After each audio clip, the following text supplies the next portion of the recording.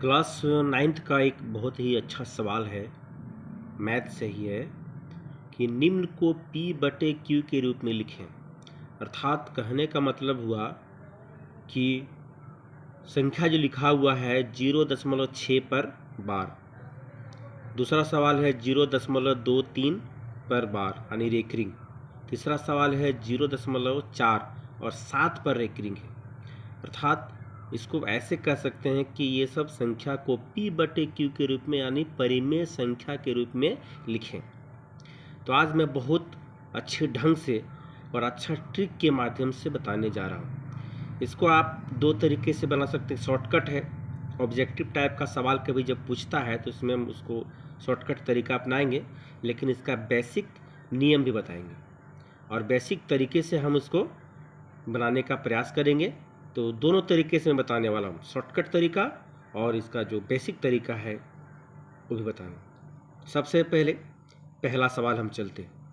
पहला सवाल है 0.6 पर रेकरिंग है, ठीक है। इसका शॉर्टकट तरीका क्या है, इसमें कुछ नहीं करना, बस देखना है जितना लिखा हुआ है 6 है, 6 लिख देंगे, बटा लगा देंगे यहाँ पे और देखते हैं कि एक अंक पर रेकरिंग है, एक अंक पर बार इसमें है, इसका मतलब 1 9 यहाँ पे लगा देंगे, बस हो गया। अगर कट रहा तो काट देंगे, यानी 2 तिया 6 और 3 तिया 9, 2/3 इसका आंसर हुआ। ये हुआ शॉर्टकट तरीका। लेकिन इसको हम बेसिक मेथड से कैसे बनाएंगे, आइए उसको देखते हैं।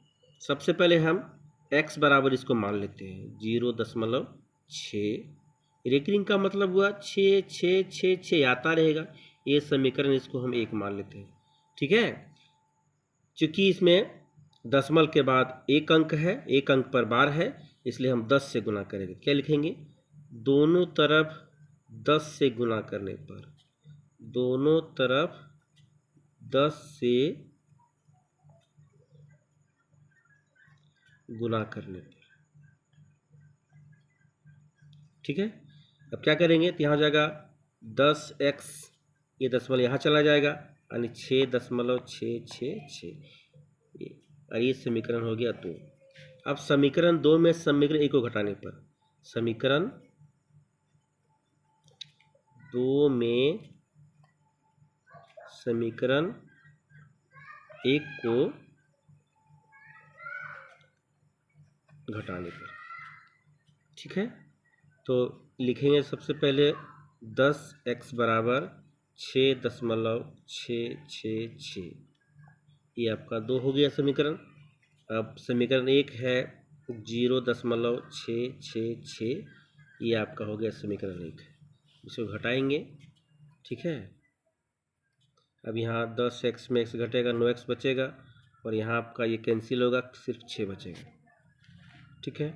अब x बराबर क्या हो जाएगा, 6/9, काटेंगे उसके 2 तिया 6, 3 तिया 9, आगे यानी इस तरीके से भी बनाएंगे तो भी मेरा सवाल 2/3 आ गया, है ना मज़ेदार। अगर आपको 5 सेकंड में बनाना है उस ट्रिक का इस्तेमाल कीजिए। अगर लघुत्तरी प्रश्न रहेगा गणित वाला तो अब इस तरीके से बनाएंगे। आप जो आपको जैसा आसान लगे उस तरह का आप इस्तेमाल कर सकते हैं, ठीक है।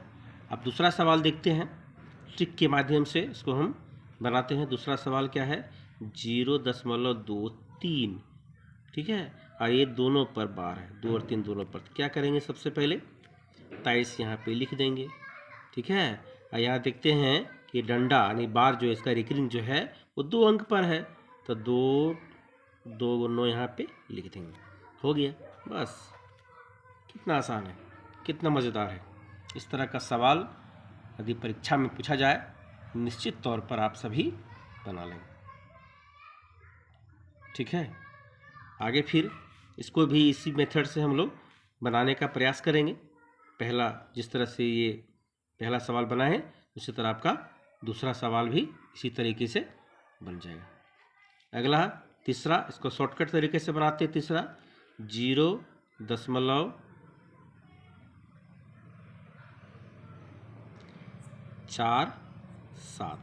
ठीक है, यहाँ पे आपका ये है 7 पर रेकरिंग है। 7 पर रेकरिंग क्या करेंगे, सबसे पहले इसमें देखना है, पहले यहाँ 47 लिख देंगे। ठीक है, उसके बाद क्या करेंगे, यहाँ रेकरिंग यानी बार एक अंक पर है तो 1 9 बैठाएंगे। ठीक, उसके बाद क्या है, एक अंक पर बार नहीं है, डंडा नहीं लगा हुआ, जिस पर डंडा लगा हुआ है 1 9 बैठा देंगे, जिस पर डंडा नहीं लगा हुआ है उसको क्या करेंगे, एक, उसके बाद 1 0 बैठा देंगे। ठीक है, और एक बात और ध्यान देने वाली बात है कि जिस अंक पर रेकरिंग नहीं है उस अंक को यहाँ पे घटाना भी है, इस पर ध्यान दीजिएगा ना, घटाना भी है। ठीक है, तो 4 पर यहाँ रेकरिंग नहीं है, इसका मतलब 4 को यहाँ पे घटा देना है। ठीक है, तो क्या करेंगे, 47 में 4 घटा कितना बचेगा, 43, 43/90 है ना। मज़ेदार, कितना आसान तरीके से बनाया गया।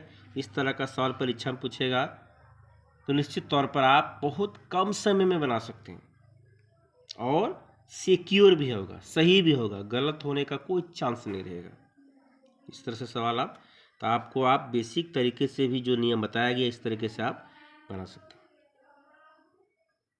ठीक है, यदि यह वीडियो आप सभी को अच्छा लगा होगा तो निश्चित तौर पर इसको लाइक, कमेंट और शेयर करें ताकि ये सब इस तरह के वीडियो अन्य लोगों तक पहुंच पाए। धन्यवाद। फिर से मिलूंगा मैं नई वीडियो के साथ, गणित के नए टॉपिक के साथ, और ट्रिक के माध्यम से जो सवाल बनेगा उसको मैं लेकर आऊँगा। तब तक के लिए धन्यवाद। जय हिंद, जय भारत, जय झारखंड।